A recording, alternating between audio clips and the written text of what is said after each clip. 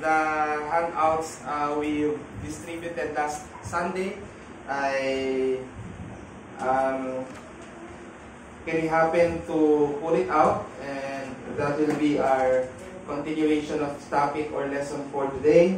So we are still on lecture 14, Decree of All Things. So we are dividing the decree of God into two sections, and the first section or the first part would be the decree of all things. That is the portion of the 1689 Confession when it says that God from the beginning hath decreed all things whatsoever comes to pass. So we will focus on that part, and next week we will be dealing with the discussion of the decree of God, but this time about salvation. How did God decree the salvation of those whom His Father or God had elected before the foundation of the world? So for review, so maraming mga paniniwalang pumapalibot sa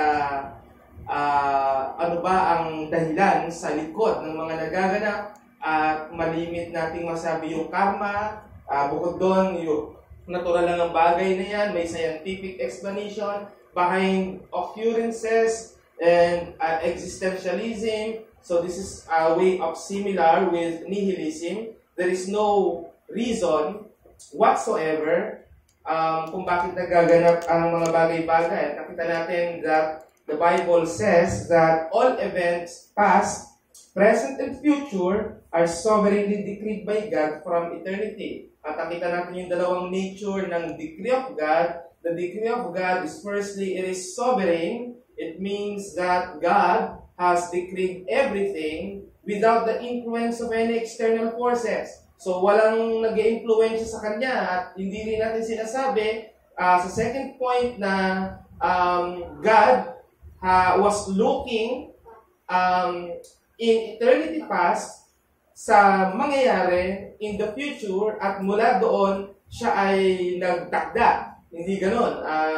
Yan ay mas lalo natin bibigyan ng diin sa next Sunday, because there are some groups who teach that God's election is based on foreseen faith. So, mula pa sa pasimula na wala hanggang nakita na ng Diyos sino ang mananampalataya sa Kanya. Buhat doon siya nagtakda.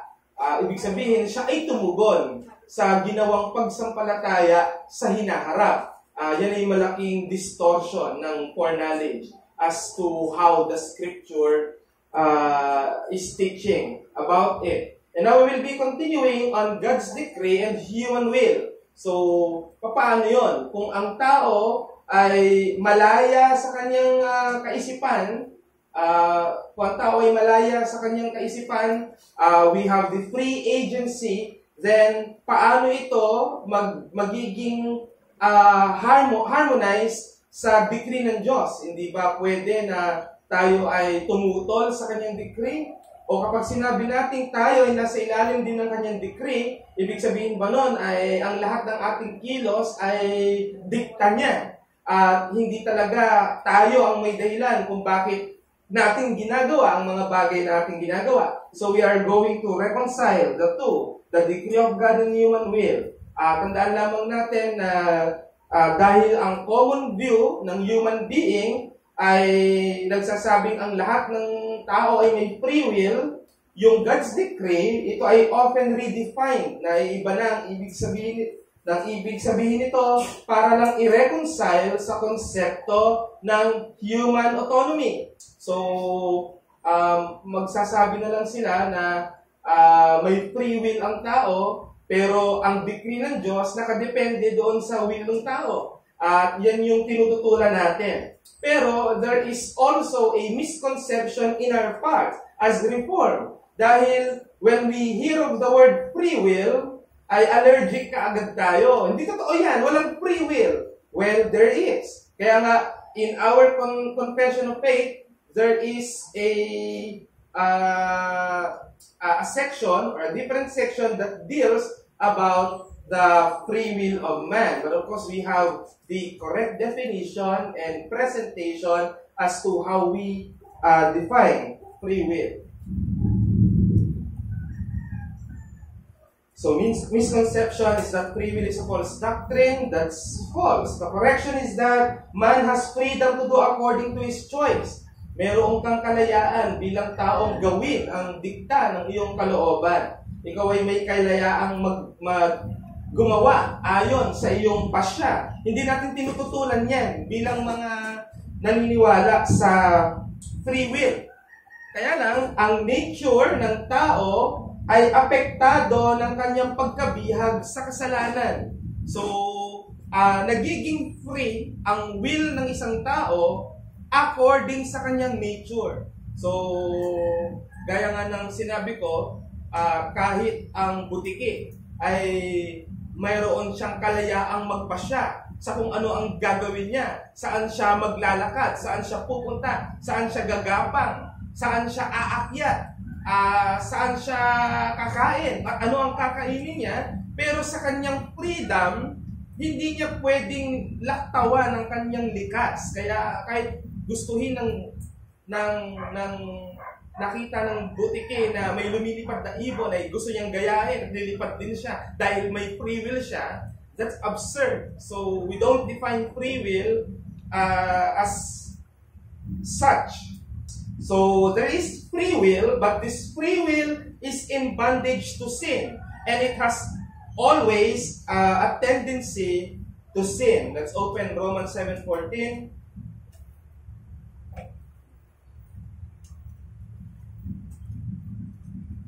So sinasabi dito in English, all scripture quotations will be in ESV unless otherwise quoted. Romans chapter 7 verse 14, for we know that the law is spiritual, but I am of the flesh, sold under sin. So the word sold there is equivalent to in bondage or nasa ilalim or bihag ng kasalanan. Nalalaman daw niya na ang batas ay spiritual, ibig sabihin tutol dito ang tumututol ito sa kasalanan, ngunit sinasabi ni Pablo, ako ay nasa laman. Take note that Paul here was already a Christian, an apostle, a minister of the gospel. But he said that I am of the flesh. So that is the reality of the nature that we have. Kahit tayo ay mananampalataya na, we have the mixture of sin, of being sinful and being holy. Yan nga tinatawag ni Martin Luther na simul justus et peccator, simultaneously sinner and just or saint. So, ang freeness ng will ng tao will act according to his or her nature.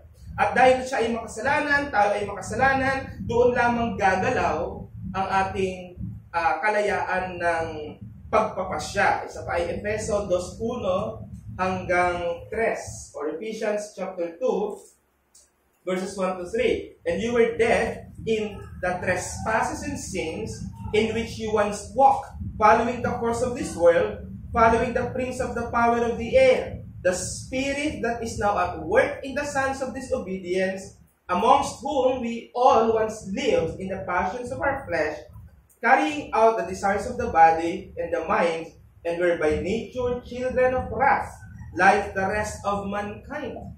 So, pinapakita dyan ang nature natin that we were once walking in the course of this world, following the prince of the power of the air, namely the devil.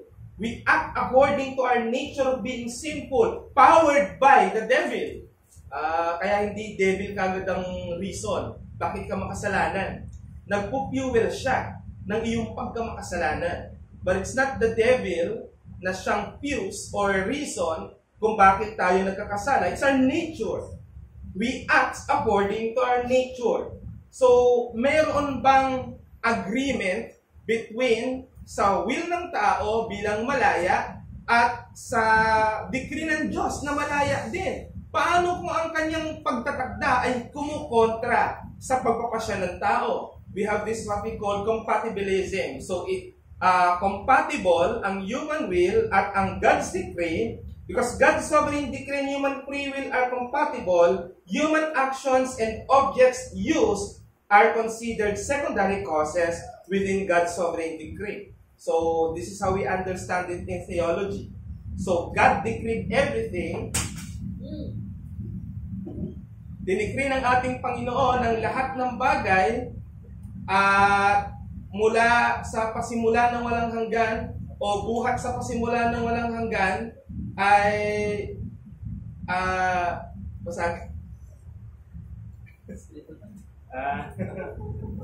alright. Decreed yan. Nailaglag mo, second cause ka. Yun yung aking example. No? So, everything that happens ay decree ng Diyos, tinakda ng Diyos. So, siya yung primary cause. Now, the secondary cause is the agent. Yung nagpasya din ng kaganapan na yon. So, because of that, kung involved ang sin sa isang pangyayari, ang second cause ay accountable for it. Hindi niya pwedeng ituro sa first cause, which is God who decreed it. Now, wala sa lesson ko, pero I will also discuss that we have this what we call permissive will of God. Permissive will is that God allows sin to happen in order for His perfect plan to work out. So, i-allow niya ang isang tao, ang isang ahente, sa kanyang pagpapasyang gumawa ng kasalanan, ngunit bunga ng mga kaganapan na yon ay ang perpektong plano ng Diyos para sa kanyang kapurihan at para sa kabutihan ng kanyang mga binanan.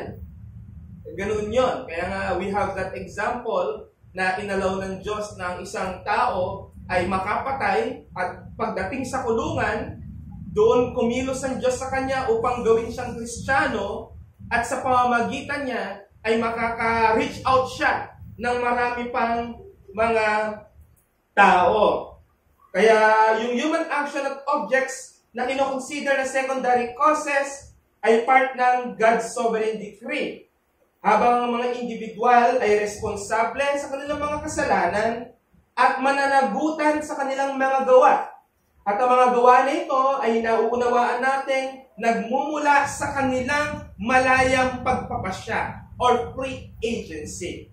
That's why to distinct Arminian version of free will, na tayo ang nag-adjust bilang mga reform, we call it now free agency. You act according to your nature. So compatible yan at mananagutan pa rin ang secondary cause because He acted according to His free agency. Hindi pinakialaman ng Diyos ang isip niya. Bagamat itinakda ito, siya pa rin ang nagpasya. Kung nakapatay siya dahil sa galit niya, nakapatay siya dahil sa galit niya. Kaya lang, nireveal din sa atin ng scriptures na lahat ng mga yan ay pagtatakda o naitakda na ng Diyos. Paano ngayon magaganap yon? Ano ang relasyon ngayon ng will ng tao at ng sovereign will ng Diyos? Ang sagot ay omnipotence. Magaganap yon sapagkat makapangyarihan siya. Kahit hindi mo maintindihan. Hindi pwede mong ikatwiran, hindi pwedeng maganap ang sinasabing tinakda ng Diyos na naganap sa part ng tao, tapos sasabihin mong wala siyang ginawa para mangyari yun. Omnipotence. Dahil makapangyarihan siya, magaganap yon kahit pa hindi maintindihan ng ating masikip o makitid na kaisipan. Pinapasilip tayo ng Diyos sa kanyang infinity sa lente ng ating finite mind. We can somehow understand it, but we cannot fully comprehend. It is unfathomable. Understanding God in His sovereignty. Acts chapter 2 verse 23. So, makikita natin dito that even yung nangyari sa ating Panginoong Jesucristo ay pagtatakda ng Diyos, ngunit ang pananagutan ay doon sa mga tao na kung saan ay nag-crucify sa Kanya sapagkat sila ang may pagpapasyang gawin niyon. Sila ang may ibig na gawin niyon. This Jesus, delivered up according to the definite plan, eksaktong plano ng Diyos, and foreknowledge of God, powered by foreknowledge, pinagsama. Definite plan and foreknowledge. Yan ang sabi ni Apostol Pedro. You crucified and killed by the hands of lawless men. So, makikita nyo na sinambit muna ni Apostol Pedro na yung kaganapan sa krus, yung pagpako, yung mga taong nagalit, yung mga taong lumatay sa ating Panginoong Jesucristo ay definite plan ng Diyos. Plano ng ating Panginoon. Pero, ang sumunod na statement ni Apostle Peter is that you crucified Him. Hindi po pinlano ng Diyos yun. Ang Diyos ang nagpako sa ating Panginoong Jesucristo sa krus. Bagamat sa first motive, totoo yun, it's God who punished Christ. Pero sa konteksto ng mismong literal na pagpatay sa ating Panginoong Jesucristo, kamay ito ng mga lawless men, according here. Bagamat planned, pero sino ang may accountability? Yung mga gumawa. Pwede bang sabihin ng mga gumawa? Sabi sa Bible, decree ng Diyos. Kaya siyang may kasalanan. Ganyan ang bintang ng ayaw maniwala sa decree. Their first question will be, if that is so, then isn't it God is the author of sin? Yang kaagad ang tanong nila. If that is how you explain God's decree, and that everything that happens, including those that are sinful, are all decreed, then isn't it that God is the author of sin? Of course, our defense is no. God is never accountable to what He does. Because everything that He do is good. Dinidefine niya that everything that He do, everything na ginagawa ng Diyos ay mabuti. At sabi ko nga din, hindi under ng law ng God ang sarili niya. He is the law. Siyang batas, absolute monarchy. Siyang masusunod. He will define what is good and what is bad. At kahit i-decree niya ang bad, hindi siya mismo ang gumagawa ng kasamaan. Ngunit sa kanyang kapangyarihan, kaya niyang mapangyari ang gustuhin niya nang wala siyang pinapakialamang will ng sino man. It will happen. Kaya, maiiwan ang gumawa ng kasalanan sa kanyang sarili at hindi siya maaaring magturo. Naituro pa ni Eva si Adan. Siya kasi, binigay niya sa akin. Naituro pa, si Adan muna pala, tinuro si Eva, binigay niya sa akin. Si Eva, tinuro niya yung ahas. Yung ahas, wala nang maituro. Hindi na nakapagsalita. Wala nang sinabi dyan. Kahit ang ahas hindi maituro ang Diyos na dinikri mo ito. Matalino yung ahas, hindi niya pwedeng pagbintangan ng Diyos. Dinikri mo ito eh. Kaya kasalanan mo ito. Walang devil's language in the Bible na biniblame nila ang Diyos for everything that happens. Because they know that they do according to their desires.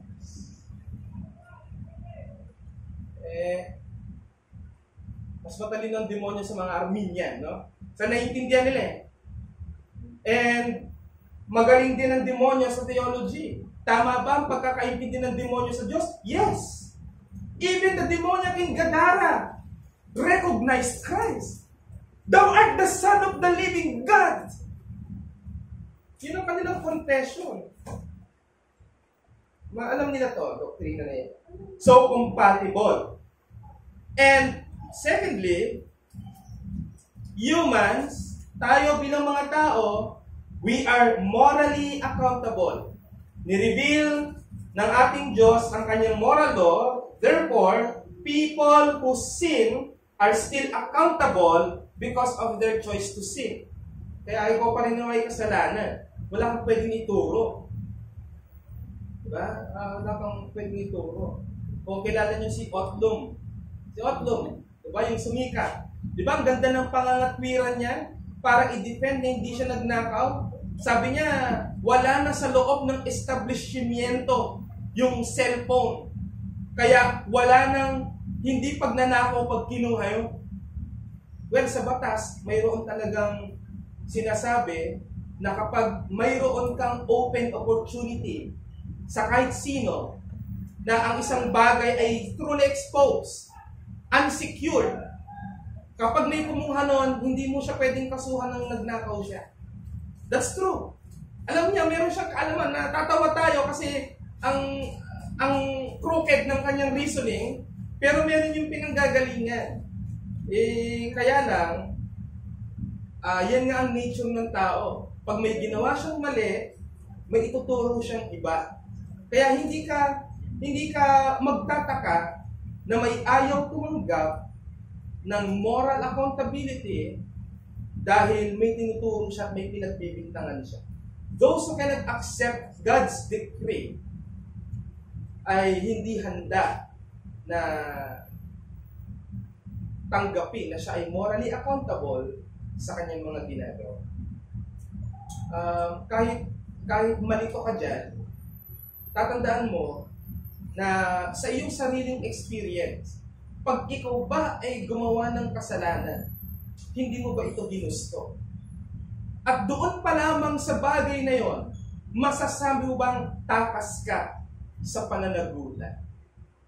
Kaya kahit pa sabihin natin may kinalaman ng Diyos, kung bakit mo yan ginawa, ginusto mo yan. At dahil dyan, mananagot ka. Kaya nga even sa accessories ng crime, damay sila sa pananagutan. Damay sila sa parusa. Tignan natin ng Romans 2:14-15.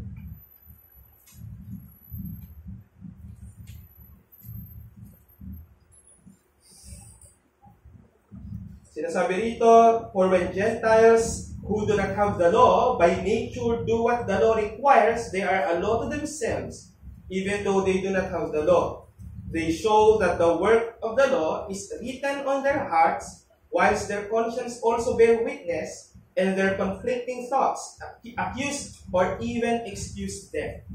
So kahit wala silang knowledge sa law, like we are knowledgeable of the law because we have the scriptures completed, old and new.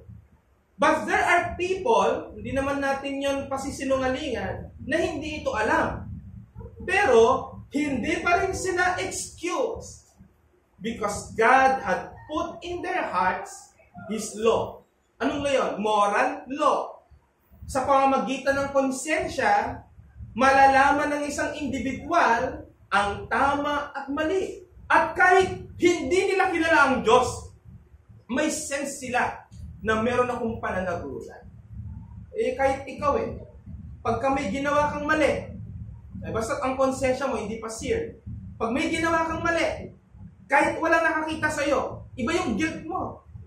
Kaya kapag tinanong ka, ikaw ba ang kumuha? Hindi ka na makatingin.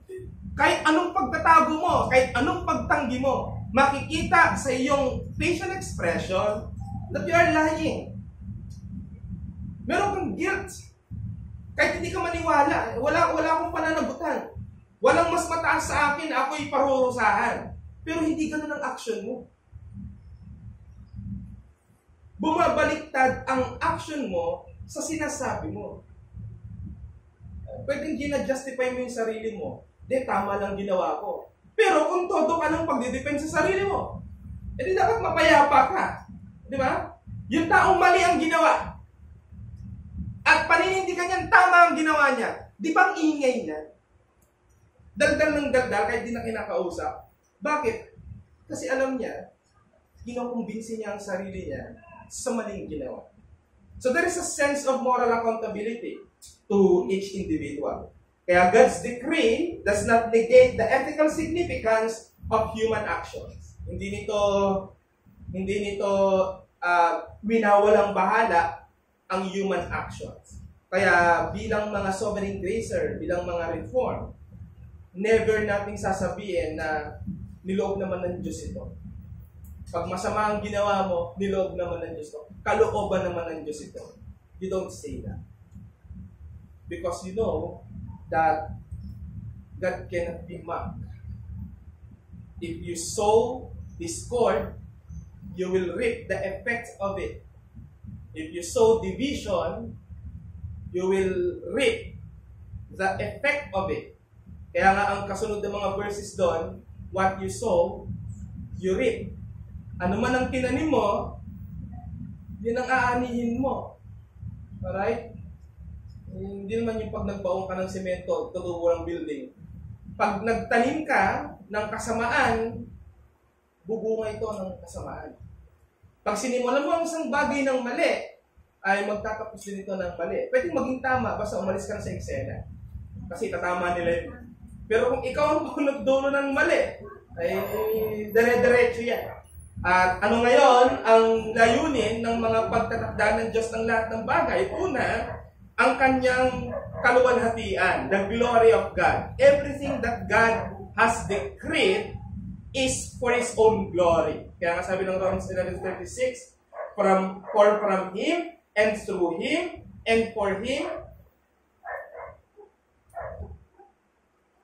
are all things. To Him be the glory forever. Amen. So, yan ang titingnan natin. Pinangyayari man ng Diyos ang masama, ang dulo niya ay para sa kanyang kapurihan. Ang kahihinat na niya ay para sa kanyang kapurihan. Kaya, God has decreed all things in history ultimately for the glory of His name. Kapag naiintindihan mo yan, mapapanatag ka, kaya pala ganun. May goal pala ang Diyos na mag-glorify siya. And the reason why He decreed these things ay dito siya maluluwalhati. Ganun yun.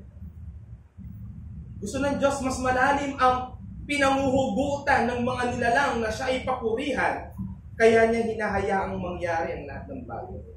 May magtatanong, bakit pinahintulutan ng Diyos na mahulog ang tao sa kasalanan? We cannot truly answer that.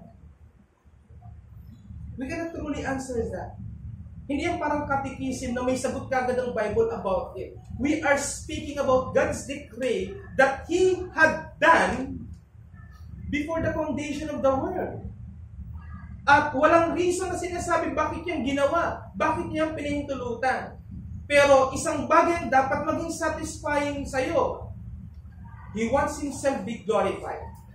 He allowed sin because presenting Jesus Christ as the ultimate Savior and cure of the corruption of all creation is most glorifying to Him.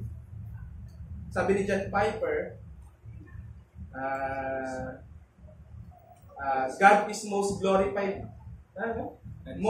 God is most glorified in us when we are most satisfied in Him. That's Christian hedonism.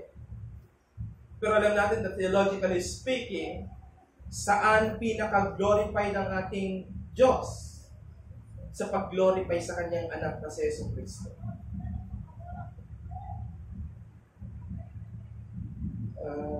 Pag dyan mo tinignan yan, hindi mo na pakikialaman ang iba't ibang dimension. Bakit ganito? Bakit ganyan? Bakit ganito? Ang sagot, gusto ng Diyos maluwalhati.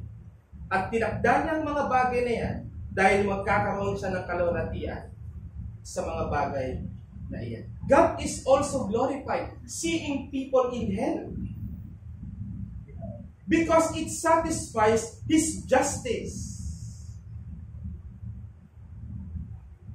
Kaya sa lahat ng bagay, sa lahat ng aspeto, napapaluwalhatian ng Diyos. Naluluwalhati ang Diyos na nakikita niya ang araw-araw sumisikat ang araw at lumulubog. Dahil gumagalaw ang lahat ng bagay sa kanyang decree, sa kanyang, providence na. After niyang mag-create, hindi na decree, providence na. Yung pag-continue, yung pag-sustain ng mga bagay-bagay according to their nature, ay gawa ng kanyang providensya. Divine operation. And of course, goodness and wisdom. Bakit nilayo ng Diyos ang mga bagay-bagay? God's decrees are always good and wise, serving His perfect plan for creation. Kaya even when events are challenging or difficult to understand, believers trust in God's good purposes. Kaya ganun lang yon. Kung masama ang kinalalagyan mo ngayon, bilang Kristiyano, hindi yan mananatiling masama. Kundi, proseso lang yan. Proseso. Sabi nga nung Friday class teacher, pag suffering ang dinadaanan mo, daan lang yan. Via dolorosa. Pero ang end yan, via gloria. Glory. Yung way na dinaanan ng ating Panginoon in His earthly ministry is way of suffering. Kaya nga si Christ ay may iba pang pangalan. Man of sorrows. Si Christ yun. Kung turuin na hindi ikaw yun. No? Ang ating Panginoon ay man of sorrow. Wala namang reason for Him to be sorrowful because He is God. Hindi niya kailangan ng bagay o tao para i-entertain siya. Pero niniwala sa mga Pentecostal na kaya daw tayo nag-e-exist, tayo daw ang kasiyahan ng Diyos. Hindi niya tayo kailangan. Pero it pleased God na tayo ay maging ahente ng pagbibigay-pugay sa Kanya. Kaya privilege. Privilege. Hindi ka pwedeng, kaya ako nag-service sa'yo kasi binayaran mo ako. Kaya ako nag-service sa'yo. Baliktad, ang ating Panginoon, we serve Him because He has done something that is so undeserved.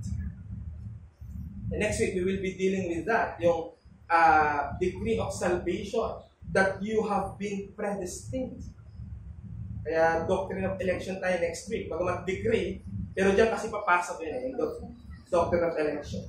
Right? So, nabasa natin Psalm 145:17, and of course, Romans 8:28, for we know that all things work together for good to those who love God and to those who are the called according to His purpose. Kaya, saglit lang yan.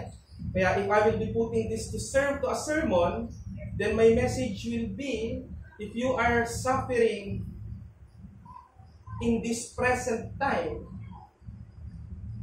it will not last for eternity.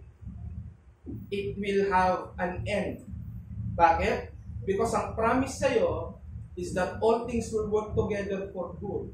Ang ganda ng grammar, hindi sinabing all things are good, kundi all things will work together for good. So kasama din yung evil. So even yung evil, o yung kasamaang ginawa sa'yo ng tao, hindi naman natin i-discount yan, talagang magagalit ka. Pero tingnan mo kung paano gagalaw ang providensya ng Diyos along the way.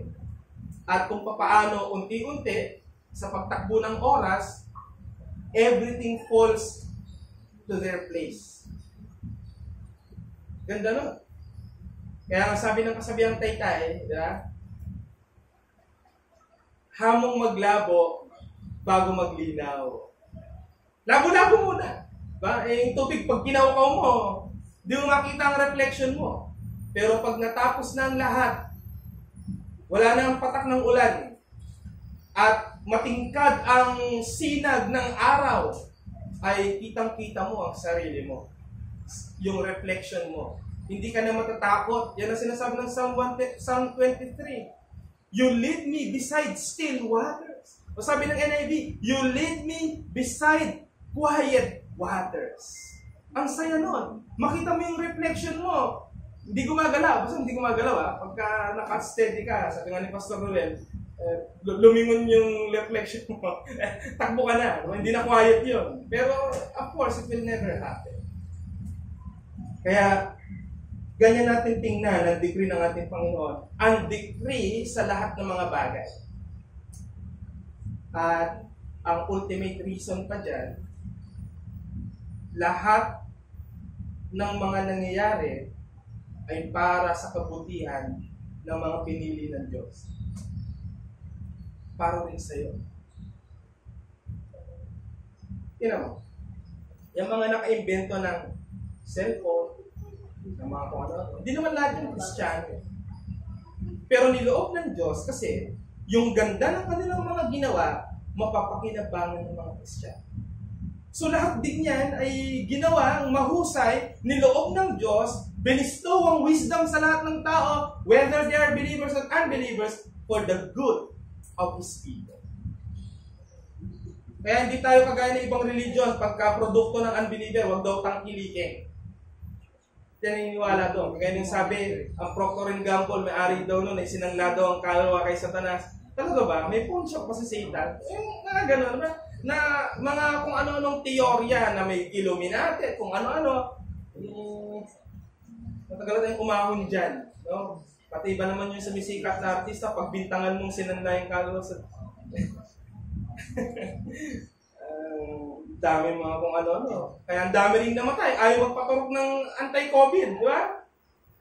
Bakit? Pinagbibintangan. 666 daw. Di ba? Takot na takot. Ayaw magpabakuna. Yan, mga nangamatay. They learned their lesson. Kaya lang, di nila mababawi yung kanilang earthly life. Sa new, sa eternal state. Ayan. Wawa naman ng mga kapatid na hindi natuklasan ng ganitong aral. No? Na kung ano lang sabihin ng pastor nila, yun na yun. Kaya pag yung pastor may kagalit, sabihin lang niya sa church niya, anak ni Satanas yun. Wala na. Lahat na ng tao ay galit na rin doon sa taong yun. Kaya alam niyo kung ano ang kagandahan para maiwasan ng ganon? Ang church ay may confession of faith. And that is what we are doing. We are studying the confessions. Para pag medyo tumatagilid na yung mga turo ng kahit sino dito, may checker kayo. Hey, is that what the confession says? Kasi dyan dapat tayo nagkakasundo. Otherwise, hindi tayo confessional. Kaya yun yung kagandahan. Kaya hindi tayo matatakot kahit sino ang tumayo. Kasi may guard. May guard. Hindi kagaya sa mga biblicist, ang official doctrine ng church, yung lumalabas sa bunganga ng pastor. Kaya pag yung pastor, kinontra niya yung sarili niya last year, malilito na yung tao niya. Sabi mo nung nakaraan, ganito. Ba't ngayon ganito na? Diba? Wala eh. Reforming ako. Well, di-reform din pala siya. Diba?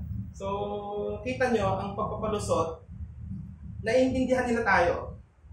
But because of their pride, ayaw nilang mag-step in. Like what we do. Bakit? Kasi it hurts their pride. Kaya yan ang bantay mo sa sarili mo. If you believe in God's decree, ang preceptive decree ng Diyos, kill your pride. Sabi nga ni John Owen, be killing sin or it will be killing you. Yung babying leon, pinapakain mo, paglaki baka ikaw na yung kainin niya. Lalo na pag mas malaki na siya sa'yo. Nag-aalaga ka ng kasalanang lumalaki at lalamunin ka sa iyong very system.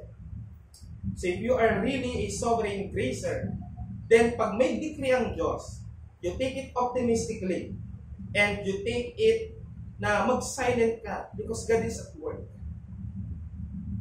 So this is my challenge. Consider positively the mystery of God's providence. Dapat comforting sa'yo na ang lahat ng bagay pala tinakda na ng Diyos. Di ba? Hindi ka open theist na ang Diyos nanonood pa sa mundo. Sabi mong gagawin niya ito. Diba? Wala rin siyang idea saan dadalhin ng time ang bagay-bagay. Mas sovereign ang time sa Diyos pagka gano'n. Kaya medyo malabo itong open theist. At huwag tayong mag-fall dyan. At minsan meron pa tayong gano'n, diba? Na God is watching you if you will obey Him or not. Yeah? But He's hoping you will. Dahil pag di mo ginawa, bahala ka na, Lord. Diba? Nasa Diyos ang awa, nasa tao ang gawa. Aalin mo ang awa ng Diyos na walang grace. Kaya nga di ba sinasabi ko, hindi hinihiwalay ang mercy at grace. Dahil pag ang Diyos na awa, siya ang gumagawa. Hindi nasa kanya yung awa. Sabihin, kawawa ka naman. Sige. Mabuhay ka. Patay ka nga eh. Naawa ang Diyos sa'yo dahil patay ang kaluluwa mo. Sige, mabuhay ka. Wala ka namang kakayanan.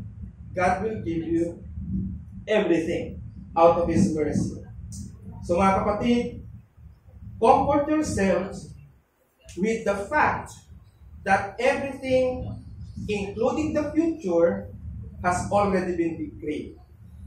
At lahat ng yan ay nagaganap according to God's wise and loving plan, and that He is working all things for the good of those who love Him. Para sa iyo to. Diba yung Romans 8:28 hindi para sa lahat? Yan ang sinasabi ng Romans 8:28 na para kanino ito. Yung nakalagay na to those who love God and to those who are the called according to. Sino po itong mga ito? Yung mga may pananampalataya kay Diyos. Sa iyo ito ipinangako. Masama nangyayari sa iyo, ginagawan ka ng masama, let them be. Dahil kontrolado ng Diyos ang lahat ng bagay, including you. Kaya pag ginusto niyang ma-preserve ka, kahit kalahati ng bungo mo na yupe, pag ayaw pa niyang mamatay ka, hindi ka mamamatay. Dahil kalooban niya ng Diyos. Meron nga, nasibat ng maraming beses, talagang iniwasan yung puso eh. Para ma-preserve dahil yun ang kalooban ng Diyos. Walang state of shock ang ating Panginoon. Na-shock ako. Hindi ko nakita ang mangyayari yun. Pero dahil omnipotent ako, sige, gagawin mo ng paraan. No. Hindi gano'n ang pag-intindi natin sa ating Diyos. Hindi siya na-shock. Hindi siya na-shock. Tayo ang na-shock sa kung paano gumagalaw ang Diyos. Na parang may mga pagkakataong inescapable na ito pero naitatawid ka pa rin ng ating Panginoon. Kaya mga kapatid, wag na wag mong number one solution kapag may nangyayaring masama sa'yo ay i-cancel ang church life mo. Naintindihan naman ako ng Panginoon. Sige, huwag mo na magsisimba. Asik-asik ko muna itong mga bagay na ito. Mali. Baliktad. Dapat mas lalo kang matagpo ang nagtatapat. Dahil hahawak ka dun sa pangako na i-deliver ko ng Panginoon sa punto. Dineliver ka nga niya sa inescapable death. Paano pa kaya yung mga simpleng-simpleng problemang hinaharap mo? Kakatuwa, isang kapatid na matagal nang humihingi ng trabaho ay may pumansin na rin sa kanya dito sa Manila. Kaya lolobin ng Panginoon ay mag-work out. Ganun na. Sabi nga ni Pastor Jun na ba dati, pagka may problema ka at natutunan mong umupo at hindi magwala, ay siguro 50% na ng problema mo na solve. Kasi hindi mo dadagdagan. Karamihan ng tao na mga problema na nagwawala pa eh. Kaya pagkatapos magwala, gustong kumain, wala na makitang pinggan, wala na makita, kasi basag na lahat eh. Wala nang maisot sa sapatos, bakit? Binato na sa asawa niya eh. So, mali. Nagre-react tayo na para bang hindi ka sovereign grace. At yan yung dapat na i-ano natin sa ating sarili. Kung gagawin man natin itong sermon. Let's go to the Lord in prayer. Maraming Diyos, salamat po sa iyong decree at naiintindihan namin na hindi dapat kami maging labis na matatakutin sa mga nagaganap. Yamang nalalaman namin na hindi lingid sa inyong kalaman, bagkus ay itinakdami na ang lahat ng bagay sa mga bagay na nagaganap pa lamang at sa mga magaganap. Lahat ng bagay ay tapos na po sa iyo. At kinakalakip mo ng lahat ng gawa, mabuti mo ng masama, ay tutungo sa kabutihan, perpekto, tinakda ninyo para sa inyong kapurihan at para sa kabutihan ng mga taong kinaugnay mo sa aming Panginoong Jesucristo. Dalangin ko nawa, Panginoon, na makita sa aming praktikal na pamumuhay ang aming pagtitiwala sa isang Diyos na kung sana'y naitakda ng lahat ng bagay. Sapagkat kung gayon nga, ay hindi kami mag-aalala na wala kang hindi kayang gawin sapagkat ang lahat ng bagay ay tapos na sa iyong harapan. Kaya kung sinasabi ng iyong salita na kami ay mayroong kaligtasan kay Kristo, mas napagtitibay ang aming pagtitiwala at katiyakan sa katotohanan ng aming napakinggan. Sapagkat ang katapusan ay itinakda mo na mula pa sa simula. At salamat po sapagkat bumukas sa amin ang katotohanan na ito. Na minsan ay maaaring hindi namin pinapansin sapagkat mas napupukaw kami sa mga ideyang gaya ng one save, always save. Ngunit mas lumalawak ngayon sapagkat binubuksan namin ang mga bahagi ng iyong salita na pumapatungkol sa paano ka ba nagtakda ng lahat ng bagay. At salamat dahil pati ang aming kaligtasan ay kasama po sa mga itinakda ninyo. Sapagkat kung ipagkakatiwala nito sa aming mga kamay, maiwawala lamang po namin ang mga ito. At hindi kami makakapagal para sa Ebanghelyo. Yamang alam namin na ang landas na aming tinatahak, gaya ng landas na minsan tinahak ni Kristo nang siya'y narito pa sa lupa, ay landas ng pagdurusa. Ngunit ang kagandahan po sa amin ay habang kami ay nasa landas ng pagdurusa, ay nararanasan din namin ang landas ng aliw sapagkat inaaliw kami ng iyong mga salita, ng Espiritu Santo at ng presensya ng aming Panginoong Jesucristo, kalakip ng kanyang pangako na hindi niya kami iiwan o pababayaan man sa aming buhay. Maraming salamat po, Ama, at pagpalain yung bawat isa sa pangalan ng Jesus. Amen. Any question?